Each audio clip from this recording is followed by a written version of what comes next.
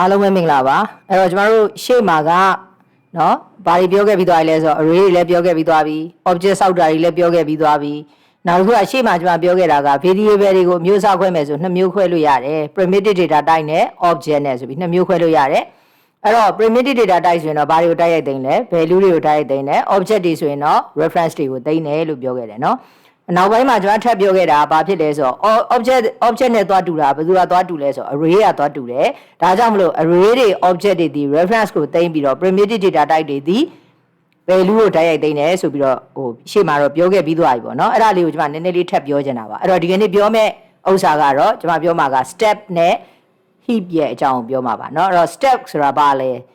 memory ပဲ heap ဆိုတာဘာလဲ memory ပဲအဲ့တော့ memory ချင်းတူတူကိုတို့တွေဘာကွာတယ်လဲပေါ့เนาะဘာကွာတယ်လဲဆိုတော့ကွန်ပျူတာမှာဆိုရင်ကျွန်တော်တို့ memory ဆိုတာတည်ပြီးသားပါဒါသိမ်းတာဆဲတာလုပ်တဲ့နေရာပေါ့เนาะအဲ့တော့ကျွန်တော်တို့ variable လေးတွေကြီးညာတယ်သွားသိမ်းတယ်စသဖြင့်သိမ်းနဲ့ဆဲတဲ့နေရာဒီ memory အဲ့တော့ကွန်ပျူတာမှာဆိုရင်တော့ memory တွေအများကြီးရှိတယ်ပေါ့เนาะအဲ့ဒီကနေပြီးတော့မှအများကြီးဆိုတာအများကြီးမဟုတ်ပါဘူးအများကြီးရှိတယ်အဲ့ဒီထဲမှာကျွန်တော်တို့အဓိကကတော့နှစ်ခုပေါ့တစ်ခုကတော့ primary memory နဲ့နောက်တစ်ခုက secondary memory အဲ့တော့ primary memory ကိုကျွန်တော်တို့ကဘာလို့ခေါ်လဲဆိုတော့ RAM ပေါ့ RAM လို့လည်းခေါ်ပါတယ် secondary memory ဆိုတာကတော့ hard disk လိုဟာမျိုးပေါ့နော်အဲ့တော့တို့နှစ်ခုရဲ့အဓိကကွာခြားချက်ကဘာလဲဆိုတော့ primary memory ကယခုလက်ရှိအလုံးလုံးနေတာတွေအားလုံးဒီ primary memory ပေါ်မှာနေရယူတယ်ယခုလက်ရှိလုံးလုံးတာတွေအားလုံးဒီ primary memory ပေါ်မှာနေရယူတယ်ဒါမှမဟုတ် primary memory ရဲ့ထူးခြားချက်ကpower ပိတ်လိုက်ပြီဆိုတာနဲ့ power ပိတ်လိုက်တယ်เนาะဆက်ကိုပိတ်လိုက်တယ်အဲ့ဒါဆိုတာနဲ့သူဒီ power မရှိတော့ဘူးဆိုတာနဲ့ data တွေအားလုံး loss ဖြစ်သွားတယ်သူ့ပေါ်မှာရှိတဲ့ data တွေအားလုံးက loss ဖြစ်သွားတယ် secondary memory ကတော့ power မရှိတဲ့ data တွေကိုထိန်းထားနိုင်တယ်ကျွန်တော်ပြန်ပြောပါမယ်ယခုလက်ရှိအလုံးလုံးနေတဲ့เนาะယခုလက်ရှိအလုံးလုံးနေတဲ့ဟာတွေအားလုံးဒီဘယ်ပေါ်မှာနေရာယူလဲဆိုတော့ primary memory ပေါ်မှာနေရာယူပါတယ် primary memory ကကျတော့ power ပိတ်လိုက်တယ်ဆက်ပိတ်လိုက်ပြီဆိုတာနဲ့ data တွေအားလုံး loss ဖြစ်သွားတယ်ပျောက်သွားတယ်အဲ့ဒါကြောင့်မလို့သူ့ကိုအငွေ့ပြန်ပြီးတော့ပျောက်သွားတယ်ဆိုတဲ့အဓိပ္ပာယ်အနေနဲ့သူ့ကိုဘာလို့ခေါ်လဲဆိုတော့ volatile memory အငွေ့ပြန်သွားတယ်ဆိုတဲ့အဓိပ္ပာယ်ပေါ့နော်နောက်တစ်ခုကတော့ကျွန်တော်တို့ဘာ memory လဲဆိုရင် secondary memory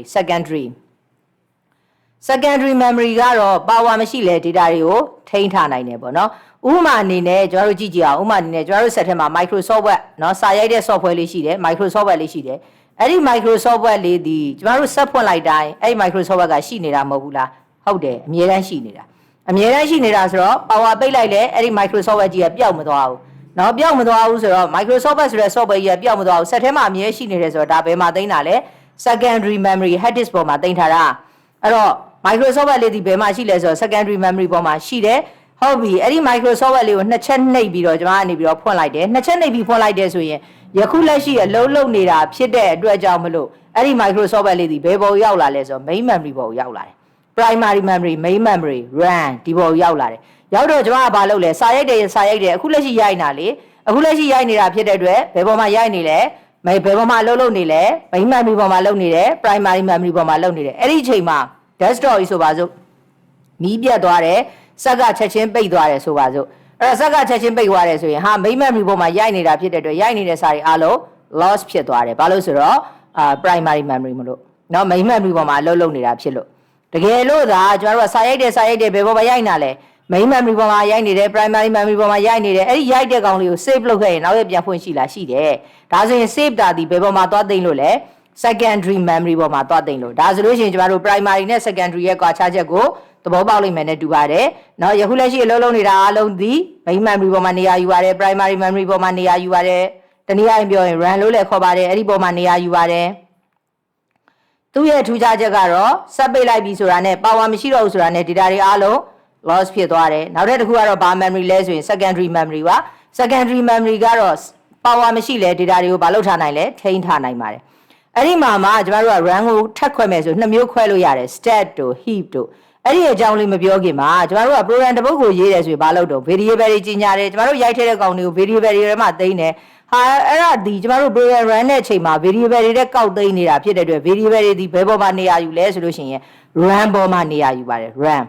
RAM ပေါ်မှာเนาะ main memory primary memory RAM ဟာလားလို့ခေါ်တယ်အဲ့ RAM ပေါ်မှာသွားနေရာယူပါတယ် RAM ပေါ်မှာပုံစံဘယ်နှမျိုးနဲ့နေရာယူလဲဆိုရင် step တို့ heap တို့ဆိုတဲ့ပုံစံနှစ်မျိုးနဲ့နေရာယူပါတယ်အဲ့တော့ကျွန်တော်တို့သိထားရပါတခုက step တွေ heap တွေဆိုတာဒီပါလဲ main memory တတိယပြောမယ်ဆို primary memory တတိယပြောမယ်ဆို RAM အဲ့ဒီပုံမှာသွားနေရယူတာပါအဲ့တော့ကျွန်တော်တို့ program တစ်ပုဒ်ကိုရေးလိုက်တယ်ဆိုကျွန်တော်တို့ program ထဲမှာကြီးညာထားတဲ့ variable တွေဆိုရင် primitive data type တွေ array တွေ object တွေအဲ့ဒါတွေအားလုံးဒီဘယ်ပုံမှာသွားနေရယူလဲ RAM ပုံမှာသွားနေရယူလဲပုံစံဘယ်နှမျိုးနဲ့နေရယူလဲဆို2မျိုးနဲ့နေရယူပါတယ် stack ရယ် heap ရယ်ဆိုပြီးတော့ပုံစံ2မျိုးနဲ့နေရယူပါတယ်နောက်တစ်ခုကတော့ secondary memory အဲ့တော့ secondary memory ကိုလည်းကျွန်တော်တို့ကသုံးတယ်ဘာလို့သုံးတာလဲဆိုတော့ဥမာအဖြစ်ကျွန်တော်တို့က main memory ပေါ်မှာပဲသိမ်းတယ်ဆိုတော့ store ဆိုင်ဒီဇိုင်းဆိုပါတော့เนาะအဲ့ဒီ store ဆိုင်ဒီဇိုင်းမှာပစ္စည်းလက်ကျန်ဘယ်နှခုရှိသလဲတို့เนาะပစ္စည်းလက်ကျန်ဘယ်နှခုရှိသလဲဟာလားဒီပစ္စည်းရဲ့ဈေးနှုန်းကဘယ်လောက်လဲဒီကနေ့စုစုပေါင်းရောင်းရတာဘယ်လောက်လဲဒါတွေအားလုံးကိုကျွန်တော်တို့က main memory ပေါ်မှာသွားသိမ်းတယ် main memory ပေါ်မှာသွားသိမ်းလိုက်လို့ရှိရင်ဆက်ကြီးပိတ်လိုက်ပြီး program ကြီးပိတ်လိုက်ပြီးဆိုတာနဲ့ data တွေပြောက်ကုန်နေဆိုဟာအယောင်စင်းလည်းမရှိတော့ဈေးနှုန်းတွေလည်းမရှိတော့ပစ္စည်းလက်ကျန်ဘယ်နှခုရှိလဲလည်းမရှိတော့ဆိုကြပါစို့လေရင်လက်မှတ်ရောင်းတယ်လေရင်လက်မှတ်ရောင်းတယ်ဆိုလို့ရှိရင်လည်းဟာလားလေရင်လက်မှတ်ဘယ်သူတော့ရောင်းထားတယ်လက်မှတ်ဘယ်နှဆောင်ရောင်းပြီးသွားပြီဘယ်ကနေဘယ်ဟိုဘယ်ရက်မှာပြန်တတ်မဲ့ခီးစဉ်တွေရှိတယ်ဒါတွေပေါ့အဲ့ဒါတွေအားလုံးကိုကျမတို့က main memory ပေါ်မှာသွားသိမ်းဆိုဟာ program ကြီးပိတ်လိုက်တယ်ဆက်ကြီးပိတ်လိုက်တယ်လေချောင်းခီးစဉ်ဘာရှိမှလည်းမသိတော့ဘူးရောင်းထားတဲ့လက်မှတ်စီးရင်တွေလည်းမရှိတော့ဘူးဒီလိုဖြစ်လို့မရအောင်အဲ့တော့ကျမတို့ကဘာလုပ်လဲဆိုတော့ဟာဒါတွေကတော့အမြဲတမ်းရှိနေမှရမှာအဲ့တော့ permanent သိမ်းမှရမှာအဲ့ဒါဆိုရင်ဘယ်ပေါ်သွားသိမ်းလို့ရတော့ဆက်ပိတ်လည်းမပြောက်ချင်ဘူးဆို secondary memory ပေါ်ကိုသွားသိမ်းလို့ရတယ်အဲ့တော့ secondary memory ပေါ်မှာ program တွေသွားသိမ်းမယ်ဆိုရင်တော့နှစ်နည်းနဲ့သွားသိမ်းတယ်တနည်းကတော့ file အနေနဲ့သိမ်းတယ်နောက်တစ်ခုကတော့ database အနေနဲ့သိမ်းတယ်ပေါ့နော်အဲ့တော့ database အနေနဲ့ကတော့ကျမတို့ကစနစ်တကျလေးသိမ်းတယ်ဆွဲထုတ်ရတာလည်းလွယ်တယ်ဒါမျိုးရှိတာပေါ့အဲ့တော့အဲ့ဒါတွေကတော့နောက် lecture တွေမှာပါလိမ့်မယ်အဲ့တော့ကျမတို့ကဟာလား store line design ရဲ့ software ပဲဖြစ်เนาะဘဏ်လုပ်ငန်းပဲဖြစ်เนาะသို့မဟုတ်ခုနကပြောတဲ့လေချောင်း line ပဲဖြစ်လုပ်ငန်းတိုင်းမှာဆိုရင်သူ့ရဲ့အချက်လက်တွေဒီpermanent နဲ့သိမ်းထားဖို့လိုတဲ့အချက်လက်တွေရှိပါတယ်အဲ့ဒါမျိုးဆိုရင်တော့ကျမတို့က secondary memory ပေါ်မှာသွားသိမ်းပါမယ် file အနေနဲ့သိမ်းရင်သိမ်းပါ database အနေနဲ့သိမ်းရင်သိမ်းပါအဲ့လိုမှမဟုတ်ဘဲနဲ့ကျမတို့ကြီးညာထားတဲ့ variable လေးတွေဆိုရင်တော့ main memory ပေါ်မှာနေရာယူတာဖြစ်တဲ့အတွက်ကြောင့်မလို့ဆက်ပိတ်လိုက်တာနဲ့ဘာဖြစ်သွားမလဲ data တွေအားလုံး loss ဖြစ်သွားပါမယ်အဲ့တော့အဲ့ဒီ variable လေးတွေကနေရာယူတဲ့ပုံစံကနှစ်နည်းရှိပါတယ် stack နဲ့နေရာယူတာနဲ့ heap နဲ့နေရာယူတာအဲ့တော့ variable တွေမှာဆိုရင်တော့ခုနကကျွန်မပြောတဲ့အတိုင်း primitive data type တွေရှိမယ် object တွေရှိမယ် array တွေရှိမယ်ဟုတ်ပြီဘယ်ကောင်တွေကဘယ်ပေါ်မှာနေရာယူပြီးတော့ဘယ်ကောင်တွေကဘယ်ပေါ်မှာနေရာယူမလဲဆိုတာเนาะကျွန်တော်တို့ဆက်ကြည့်ပါမယ်အဲ့တော့ stack ကဘယ်လိုလုပ်လို့လဲဆိုတော့ဒါသင်ငယ်ဘူးမှာပါ stack to queue တို့เนาะအဲ့တော့ stack ဆိုတာဘာလဲဆိုတော့less in first out ဆိုတာနောက်ဆုံးဝင်တဲ့ကောင်အရင်ဆုံးထွက်တာသူ့ရဲ့အဓိကကောင်းတဲ့ example တခုကတော့ပကံများစီတယ်အဲ့တော့ကျမတို့ကပကံများတွေဆေးတယ်ထက်တယ်ဘယ်ကထက်တော့ပကံများတွေဆေးပြီးထက်ရင်အပေါ်ကနေထက်သွားတာလေအဲ့တော့နောက်ဆုံးဆေးတဲ့ပကံများဒီအပေါ်ဆုံးမှာရှိနေမှာထမင်းစားမယ်ဆိုပြီးယူစားတော့လေအပေါ်ဆုံးကနေယူစားတယ်အဲ့တော့ဘာဖြစ်လဲနောက်ဆုံးထည့်ခဲ့တဲ့ပကံများအပေါ်ဆုံးမှာရှိနေတဲ့ပကံများဒီအရင်ဆုံးထွက်တာဒါကြောင့်မလို့ less in first out နောက်ဆုံးဝင်တဲ့ကောင်အရင်ဆုံးထွက်တာအဲ့ဒါကိုကျမတို့ကဘာလို့ခေါ်လဲ stack လို့ခေါ်ပါတယ်အဲ့တော့ stack ရဲ့လို့ပုံဒီနောက်ဆုံးဝင်တဲ့ကောင်အရင်ဆုံးထွက်တာသူ့ရဲ့ကောင်းတဲ့ example ကိုပြောပါဆိုရင်တော့ပကံများစီတာပေါ့နော်ဟုတ်ပြီအဲ့တော့ကျွန်တော်တို့ function လေးတွေကိုကြည့်အောင်ဆိုကြပါစို့ကျွန်တော်တို့ထဲမှာ function တစ်ခုရေးထားတယ် public static int sum ဆိုပြီးတော့ function တစ်ခုရေးထားပါတယ် function ရဲ့နာမည်က sum function မှာသူဒီ parameter ဘယ်နှခုလက်ခံလဲဆိုနှစ်ခုလက်ခံပါတယ် a နဲ့ b နဲ့အဲ့တော့သူက integer နှစ်ခုကိုလက်ခံပြီး return ပြန်တာလေ integer ကို return ပြန်တယ်အဲ့တော့ a နဲ့ b နဲ့ကိုလက်ခံပြီးအဲ့ဒီ a နဲ့ b နဲ့ပေါင်းလို့ရတဲ့အဖြေကို return ပြန်လိုက်တယ်ဒါက sum function နောက်တဲ့ function တစ်ခုရေးထားပါတယ်နောက်တဲ့ function တစ်ခုကတော့ public static float သူကတော့ float ကို return ပြန်တယ် function ရဲ့နာမည်ကတော့ average parameter ဘယ်နှခုလက်ခံလဲဆိုတော့နှစ်ခု a ရဲ့ b ရဲ့ integer နှစ်ခုကိုလက်ခံထားပါတယ်အဲ့တော့ तू ကဘာလုပ်ချင်တာလဲဆိုတော့ a နဲ့ b နဲ့ကို average ဆိုတော့ဟာလား average ကိုလိုချင်ရင်စုစုပေါင်းကိုဒီအရေအတွက်နဲ့စားဆိုစုစုပေါင်းလိုချင်တယ်ဆိုတော့ तू ကဘယ်သူလှမ်းခေါ်လိုက်တော့ sum ဆိုပြီးတော့ sum ကိုလှမ်းခေါ်ပြီး a နဲ့ b နဲ့ကိုထည့်ပေးလိုက်တယ်အဲ့တော့ sum က a နဲ့ b နဲ့ပေါင်းလို့ရတဲ့အဖြေကို return ပြန်ပေးမယ်အဲ့ဒီတန်ဖိုးမှာနှစ်ခုဆိုတဲ့အတွက်2နဲ့စားပြီးတော့ return ပြန်ပေးလိုက်တယ်ဒါ average function ရဲ့အလုပ်လုပ်ပုံပါနောက်ထပ်တော့ကျွန်တော်တို့ကဘာ function ရှိမလဲဆိုတော့ main function ရှိပါမယ် program တစ်ပုဒ်မှာဆိုရင် function တွေကြိုက်တဲ့လောက်ပါလို့ရတယ် function တွေဘလောက်ပဲပါ program တစ်ပုဒ်ကိုစ run ရင်တော့ဘယ် function ကစ run လဲဆိုရင် main function ကနေစ run ပါတယ်အဲ့ဒါကြောင့်မလို့ကျွန်တော်တို့ဒီမှာ main function ရေးထားတယ် main function တွေကနေဘယ်သူ့ကိုလမ်းခေါ်ထားလဲဆိုတော့ average ကိုလမ်းခေါ်ထားတယ်3ရက်2ရက်ထည့်ပေးလိုက်တယ်အဲ့တော့ average function ဒီဘာကို return ပြန်လဲဆိုတော့ float ကို return ပြန်ပါတယ်အဲ့တော့ဒီဘက်ကရလာတဲ့အဖြေကို float နဲ့ဖမ်းတယ်ပြီးရင်အဲ့ဒီဖမ်းလို့ရလာတဲ့အဖြေကို output ထုတ်ပြတယ်ဒါပါပဲရေးထားတာကအဲ့တော့ကျွန်တော်တို့ဒီမှာကြည့်မယ်ဆိုရင်ဒီဟာလေးမှာဆိုလို့ရှိရင်ကျွန်တော်တို့ function ဘယ်နှခုရှိလဲဆိုတော့3ခုရှိပါတယ်။ဘာ function တွေလဲဆိုရင် sum function ရဲ့ average function ရဲ့ main function ရဲ့ဆိုပြီး function 3ခုရှိပါတယ်။ function တွေဘလောက်ပဲရှိ program တစ်ပုဒ်ကိုစ run ရင် main function ကပဲအများနဲ့စ run တယ်။အဲ့တော့ကျွန်တော်တို့ပထမဦးဆုံးစ run တာဒီဘယ် function ကစ run တော့ main function ကစ run တယ် main function ကစ run တော့ main function တွေကိုလည်းဝင်လှုပ်လိုက်တော့ main function ကဘယ်သူကိုလှမ်းခေါ်ထားလဲ average ကိုလှမ်းခေါ်ထားတယ်ဘယ်သူနဲ့ထည့်ပေးလိုက်လဲဆိုတော့3နဲ့2နဲ့ထည့်ပေးလိုက်တယ်အဲ့တော့3နဲ့2နဲ့ထည့်ပေးပြီး average function ကိုလှမ်းခေါ်တော့ तू ကဘယ်သွားလှုပ်လုံးလဲအပေါ်မှာရှိတဲ့ average function ကိုသွားလှုပ်လုံးမယ်ပထမဆုံးလှုပ်တာ main ကနေလှမ်းခေါ်လို့အခုဘယ်ကိုရောက်သွားပြီလဲ average ကိုရောက်သွားပြီအဲ့တော့ average ကိုရောက်လာတော့ A ထဲကိုဘယ်လောက်ဝင်သွားမလဲ3ဝင်သွားမယ် B ထဲကို2ဝင်သွားမယ်အဲ့တော့ average ကနေတခါဘယ်သူလှမ်းခေါ်လဲဆိုတော့ return ဆိုပြီး sum ဆိုပြီးလှမ်းခေါ်ပြန်ရောအဲ့တော့ sum ဆိုပြီးလှမ်းခေါ်တော့တခါ sum ရောက်သွားပြီအဲ့တော့ကျွန်တော်တို့ပထမဆုံးလှုပ်တာဒီ main function ကနေလှမ်းခေါ်လိုက်တာ average ဆိုတဲ့အတွက် average ကိုရောက်တယ်တခါ average ကနေ sum ဆိုပြီးလှမ်းခေါ်လိုက်တော့အခုကျွန်တော်တို့ရောက်တာဒီ sum ကိုရောက်တယ်အဲ့တော့ sum မှာလည်းလက်ခံလိုက်တော့3နဲ့2နဲ့ရမယ်3နဲ့2နဲ့ပေါင်းလို့ရတဲ့ဖြေကို return ပြန်မယ်အဲ့တော့ကျမတို့အလုပ်လုပ်သွားတာကပထမနေရာယူတာဒီ main function ကနေပြီးတော့မှလှမ်းခေါ်လိုက်လို့ average ကိုသွားအလုပ်လုပ်တယ်အဲ့ဒီ average ကနေလှမ်းခေါ်လိုက်လို့ sum ကိုအလုပ်လုပ်တယ်ဆိုတော့ကျမတို့အလုပ်လုပ်တဲ့အစဉ်လိုက်ကိုပြောပြပါလို့ပြောရင် allocation သွားနေရာယူတာကပထမအဆုံးက main ကနေလှမ်းခေါ်လို့ average ကိုရောက်မယ် average ကနေလှမ်းခေါ်လို့ sum ကိုရောက်မယ်အဲ့တော့ sum ရောက်သွားပြီ sum ရောက်သွားတော့2နဲ့3နဲ့ပေါင်း5အဲ့တော့ return 5ပြန်လိုက်တယ် return ပြန်တယ်ဆိုတာဘယ်နေရာကိုပြန်တာလဲသူ့ကိုလှမ်းခေါ်တဲ့စီကိုပြန်တာဒီ function တွေကနေထွက်သွားတာဒီ function တွေကနေထွက်သွားပြီးတော့သူ့ကိုလှမ်းခေါ်တဲ့စီကို return ပြန်တာလို့ပြောတဲ့အတွက်ဘယ်တွေကနေထွက်သွားပြီလဲ sum နဲ့ကနေထွက်သွားပြီဒါကြောင့်ပထမဦးဆုံးထွက်တာဒီ sum နဲ့ကထွက်ပါတယ်ထွက်ပြီးတော့သူ့ကို function call return သူ့ကို function call ခေါ်တဲ့နေရာစီရောက်ဆိုတော့ average ကိုရောက်တယ် sum a/2 နေရာမှာ5ဝင်သွားမယ်အဲ့တော့ 5/2 ဆိုတော့ 2.5 အဲ့ဒါကို return ပြန်လိုက်တယ်ဆိုတော့တခါဘယ် function တွေကထပ်ထွက်ပြန်ပြီးတော့ average function တွေကနေထပ်ထွက်တယ် average function ကြီးကပြီးသွားပြီ return ပြန်လိုက်တဲ့အတွက် average function က return ပြန်လိုက်တော့ဘယ်ကိုရောက်လဲ main ကိုရောက်တာပေါ့အဲ့တော့ main ကိုရောက်တော့ main ကအဲ့ဒီကရလာတဲ့ဖြေကို avg ထဲကိုဖတ်နေပြီးတော့မှ output ထွက်တယ်ဆိုတော့နောက်ဆုံးပြီးတာဒီ main မှာအဲ့တော့ကျွန်တော်တို့ပြန်ကြည့်လိုက်မယ်ဆိုရင်ပထမနေရာယူတာက main ကလမ်းခေါ်လို့ average ရောက်နောက် average ကလမ်းခေါ်လို့ sum ရောက်ဆိုတော့နောက်ဆုံးဝင်တာဒီ sum အောက်မှာပြီးသွားတာကိုကြည့်တော့နောက်ဆုံးဝင်တဲ့ sum ကအရင်ပြီးတယ်ဒုတိယ average ပြီးတယ်ပထမဦးဆုံးဖြစ်တဲ့ main ကနောက်ဆုံးမှပြီးတယ်ဒါကြောင့်မလို့ function တွေကဘယ်လိုလုပ်လို့လဲဆိုတော့ last in first out နောက်ဆုံးခေါ်ခံရတဲ့ကောင်အရင်ဆုံးပြီးသွားတာအဲ့တော့ last in first out ပုံစံနဲ့အလုပ်လုပ်တယ်ဆိုတော့ function တွေဆိုလို့ရှိရင်ကျွန်တော်တို့ကဘယ်ပေါ်မှာနေရာယူမလဲ step ပေါ်မှာသွားနေရာယူမှာပေါ့အဲ့တော့ function တွေရောအဲ့ဒီ function တွေထဲမှာပါတယ် variable တွေရောဒီဘယ်မှာသွားနေရာယူလဲဆို stack ပေါ်မှာသွားနေရာယူပါတယ်ဟုတ်ပြီအဲ့ဒါဆိုကျွန်တော်တို့ဆက်ကြည့်ပါမယ်အဲ့တော့ stack နဲ့ heap နဲ့ဘာကွာတယ်လဲလို့ပြောရင် static နဲ့ dynamic ကွာပါတယ်အဲ့တော့ static တန်ဖိုးတွေသိမ်းနေတယ်ဆိုရင်ဘယ်ပေါ်မှာသိမ်းလဲဆိုရင် step ပေါ်မှာသိမ်းပါတယ်တဲ့ dynamic တန်ဖိုးတွေသိမ်းနေတယ်ဆို heap ပေါ်မှာသိမ်းပါတယ်ဥပမာ primitive data type integer ဆိုကိန်းပြတစ်လုံးသိမ်းမယ် float တို့ double တို့ဆိုရင်ဒသမတစ်လုံးသိမ်းမယ်အဲ့ဒီလို static တန်ဖိုးတွေဆိုရင်ကျွန်တော်တို့ကဘယ်ပေါ်မှာသိမ်းလဲ step ပေါ်မှာသိမ်းတယ်ဆိုလိုတာ primitive လိုမျိုးเนาะတန်ဖိုးတစ်ခုပဲအဲ့လို